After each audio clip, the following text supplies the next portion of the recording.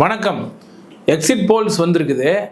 அதில் தாவேக்கா முன்னிலையில் இருக்கும், நிறைய இடங்களை பெற்று அது ஆட்சி அமைக்கும் அப்படின்லாம் சில எக்ஸிட் போல்ஸ் முடிவுகள்லாம் தெரிவிக்குது. இப்படி தான் தெரிவிக்குது. அப்புறம் ஏன் உங்களுக்கு பயம்? முதல்வர் மு.க. ஸ்டாலின், உதயநிதி ஸ்டாலின்லாம் டூர் போயிட்டு இருக்கிறாங்க ஜாலியா. இவர் என்னடானா திருச்செந்தூர் கோயிலுக்கு போயிட்டு இருக்காரு, சீரடி சாய்பாபா கோயிலுக்கு போயிட்டு இருக்காரு, என்னென்னமோ பண்ணிட்டு இருக்காரு. எதுக்குங்க? அதை நீங்க தான் ஜெயிப்பீங்கன்னு சொல்றாங்கல்ல, அப்புறம் ஏங்க எவ்வளோ? அது பயம் வேற டிபார்ட்மெண்ட் அப்படிங்களா? இன்னும் ஏகப்பட்ட சம்பவங்களை செய்து கொண்டு இருக்கிறார்கள். அதெல்லாம் சேர்த்து பார்த்துருவோம். Let's go to the show.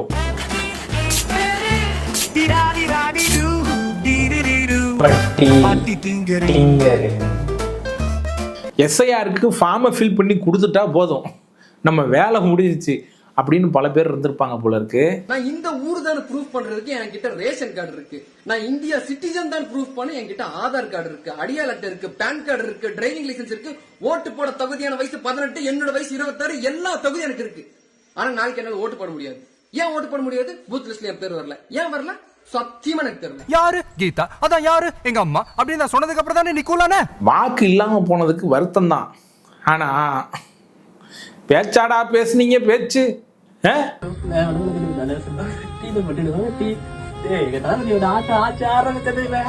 மக்களை கட்ட போறாங்க, ஆட்சி மக்களை கட்ட போறாங்க.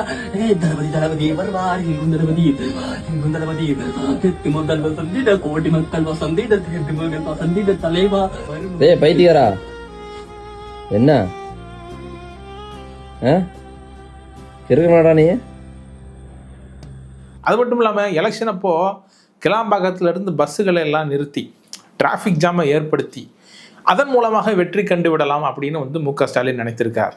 ஏன் அப்படின்னா, இவங்க ஓட்டு பூத்துக்கு போனா தானே பிரச்சனை, போகாமல் நிறுத்திட்டா அங்கே இருக்கிற கள்ள ஓட்டு போடுகிற நபர்கள் கள்ள ஓட்டு போட்டு மு.க. ஸ்டாலினை ஜெயிக்க வச்சிருவாங்க இல்லையா?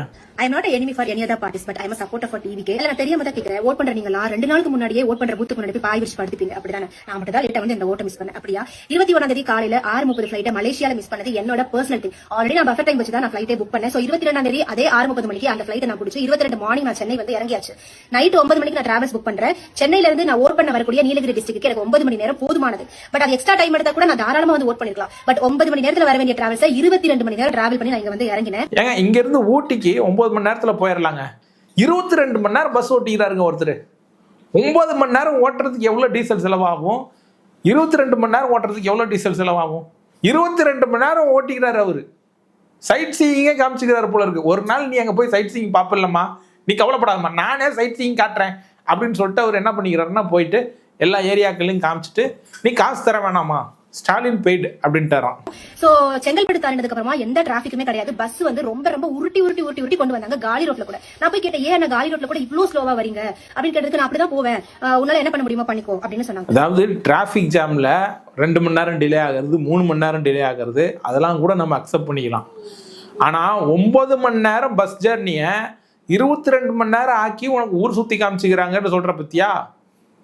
நைஸ். நான் அந்த பஸ்ல இருக்கிற எல்லாமே ஓட் பண்றதுக்கு இவ்வளவு கஷ்டப்பட்டு நாங்க வரோம், நீங்க இப்படி கொண்டு போனீங்கன்னா நாங்க போறதுக்கே யூஸ் இல்ல அப்படின்னு கேட்டதுக்கு ரொம்ப ஹார்ஷா ஒரு பொண்ணு கிட்ட எவ்வளவு ஹார்ஷா பேசணுமோ அவ்வளவு பேசினாங்க. அவங்க 3 பேர் இருந்தாங்க, 3 பேருமே அவ்வளவு மார்க் பண்ணாங்க. சரி, நான் அதை கூட நான் விட்டுட்டேன். குன்னூர்ல இருந்து வெலிங்டன் வழியா ஊட்டி வர வேண்டிய பஸ் குன்னூர்ல இருந்து பெட்டடி வழியா கோத்தகிரி ரோட்ல ஸ்டாப் பண்றாங்க. இதுக்கு எக்ஸ்ட்ரா 30 மினிட்ஸ் எடுக்கும். நான் ஓட் பண்ண போறேன்னு ஆர்கியூ பண்ணும்போது அவங்களுக்கு ஒரு விஷயம் ரொம்ப ரொம்ப தெளிவா புரிஞ்சிச்சு, நான் யாருக்கு ஓட் பண்ண போறேன். பிகாஸ் நான் வந்ததுக்கு அப்புறம் அவங்க பேசிக்கிறாங்க, புதுசா வர்ற ஆட்சி எல்லாம் வந்துருவாங்களாடா, அந்த மாதிரி அவங்க 3 பேர் பேசிக்கிறாங்க. சோ அவங்க டிசைட் பண்ணாங்க என்ன எவ்வளவு டிலே பண்ண முடியுமோ அவ்வளவு டிலேவா. சோ அவங்க எடுத்துக்கிட்ட அந்த 30 மினிட்ஸ் தான் இங்க நான் மிஸ் பண்ண 30 மினிட்ஸ்.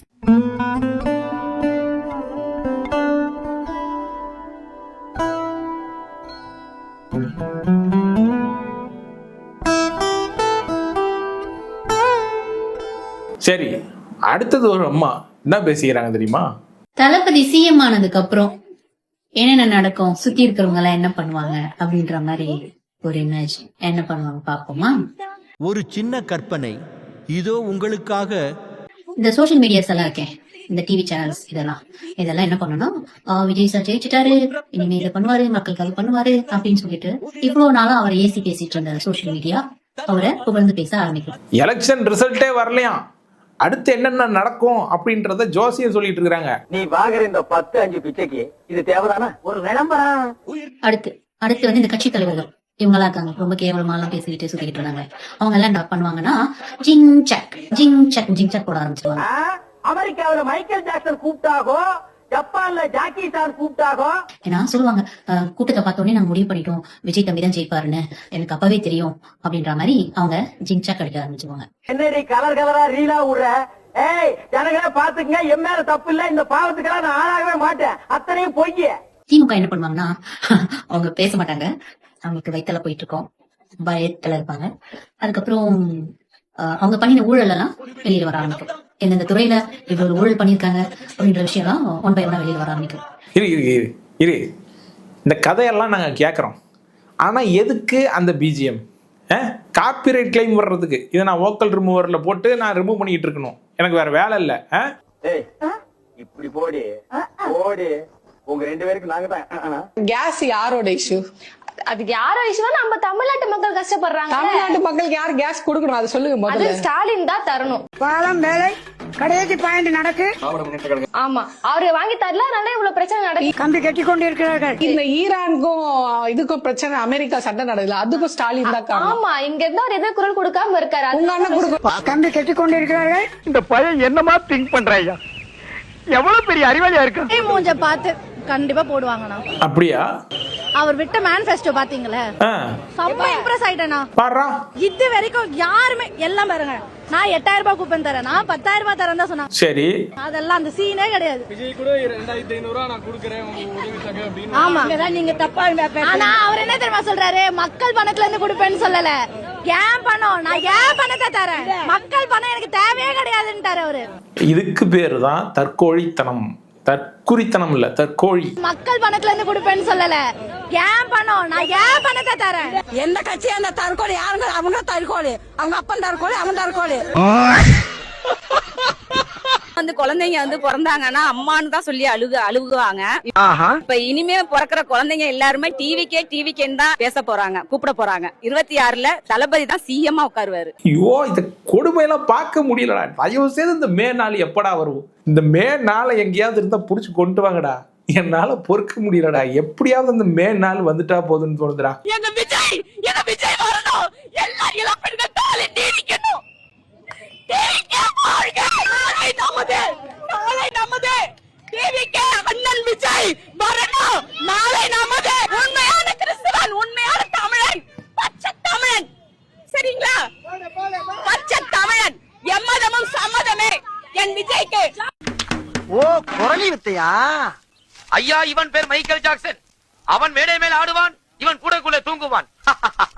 சொல்லியிருப்பேனா இந்த மாதிரி பிளாக் ஆகுதுன்னு? அதுக்கு சில பேர் கமெண்ட் பண்ணியிருக்காங்க, டிவிக்கு ஓட் போட்டா இப்படி ஆகும்னு. ஸோ எனக்கு தெரியல, டிவிக்கே ஓட்டர்ஸ் உங்களுக்குமா இந்த மாதிரி பிளாக் ஆயிருக்கு, ப்ளூ இல்லாம?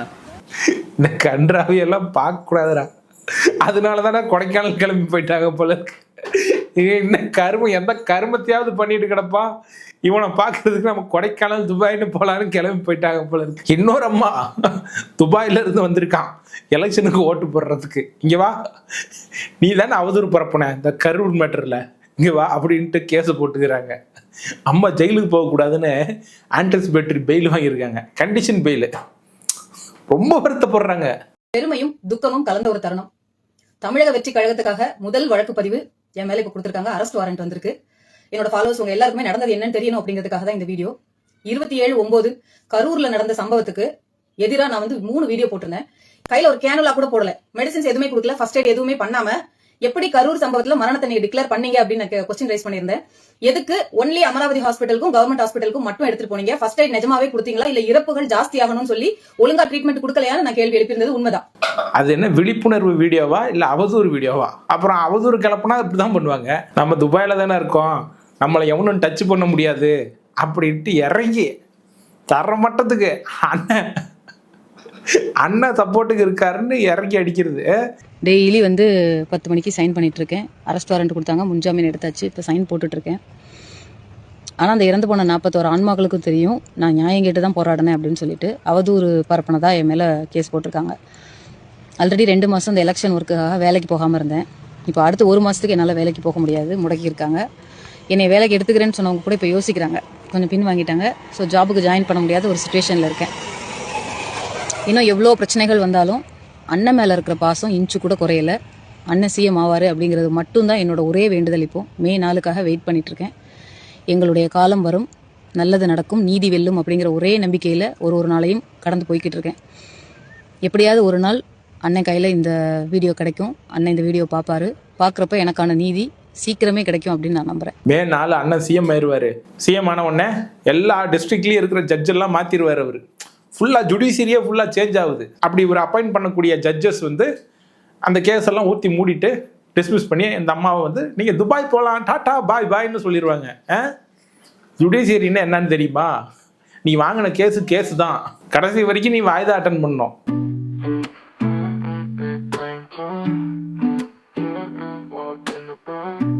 மே 4க்கு அப்புறம் இருக்குடே உனக்கு பேசுன பேச்சு. மன்னர் பரம்பரை, மண்ணாங்கட்டி பரம்பரைன்னு அவ்வளோ தைரியம் இருக்கிற நீ எதுக்கியா கோயில் கோயிலா சுத்திட்டு இருக்கிற? ஓரமா போய் வீட்டில் உட்கார வேண்டியது தானே.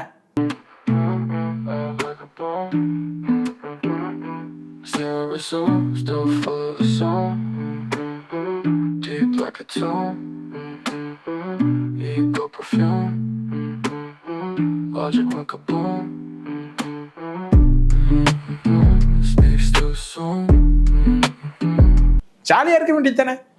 என்னையா பயம் உனக்கு?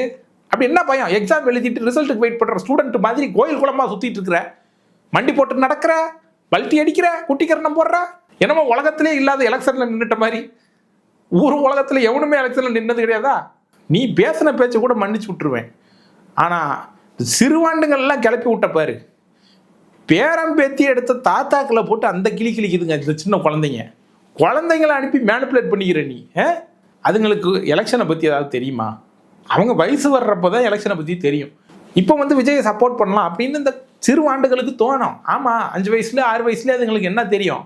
தாத்தா பாட்டிக்கிட்டு நீங்கள் விஜய்க்கு ஓட்டு போடுங்க அப்படின்னு சொன்னால் சொல்லுங்கள், அடம் பிடிக்குங்க, அது பண்ணுங்க. ஆனால் அவங்களுக்குன்னு ஒரு வயசு வரும், ஒரு அடல்ட் ஆகுறப்போ அவங்களுக்கு மெச்சூரிட்டி வரும். அப்போ நாம் இப்படிலாம் கிரிஞ்சு பண்ணிக்கிறோமே அப்படின்னு அதுங்களுக்கு தோணும். அதுக்குள்ளார இதை பெத்ததுங்க இருக்குது பாருங்க, அதுங்க இதை ரீல்ஸாக போட்டு அதுங்களுடைய இமேஜை டேமேஜ் பண்ணுறது. எதுக்கு? விஜயினுடைய இமேஜை டெவலப் பண்ணுறதுக்கு. இவங்க பிள்ளைங்களுடைய இமேஜை டேமேஜ் பண்ணுறது. ஏதோ பேசிக்கிட்டு இருக்கிறாங்க. மே 4க்கு அப்புறம் இந்த நேபாள் புரட்சி, அந்த புரட்சி, இந்த புரட்சின்னு போயிடாத வீதிக்கு.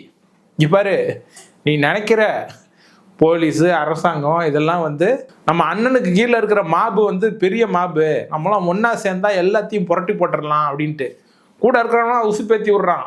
நேபாள் புரட்சி வேணும், ஸ்ரீலங்கா புரட்சி வேணும்னு போய் பின்னாடி அடி வாங்கி பழுத்துக்கிட்டு வராத. நாட்டில் எவ்வளவோ முக்கியமான பிரச்சனைகள் இருக்கு. அந்த பிரச்சனைகளுக்கெல்லாம் வீதிக்கு போ, போராட்டம் பண்ணு, ஜெயிலுக்கு போ. அதெல்லாம் மரியாதை. தற்கொலையா சுத்துறதுக்காக ஜெயிலுக்கு போவாத, அடி வாங்காத. மே 9 பதவி ஏத்துக்கிறாங்க. அநேகமா செப்டம்பர்ல வந்து தளபதி வந்து அவருடைய எம்எல்ஏ பதவியை ராஜினாமா செய்கிறார். ஏன் சார், எதனால? என்ன அங்கதான் இருக்குது கேட்சு. இப்போ 2 தொகுதியில ஜெயிச்சுக்கிறாருல, ஆனா ஒரு தொகுதிக்கு தானே அவர் எம்எல்ஏவா இருக்க முடியும். ஆமா, அதனால என்ன பண்ணுவாரு, செப்டம்பர் வாக்குல அந்த ஒரு தொகுதியை ராஜினாமா பண்ணுவார்.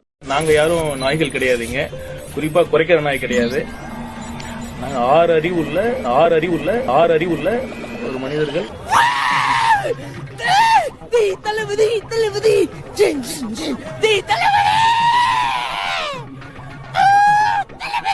நான் ஓட்டு போடுவேன். எங்க வீட்டுல 9 பேர் இருக்காங்க, 9 பேர் விஜய்க்கு தான் ஓட்டு போடுவாங்க. இல்லன்னா அவங்களுக்கு சோர்ல விஷந்தா.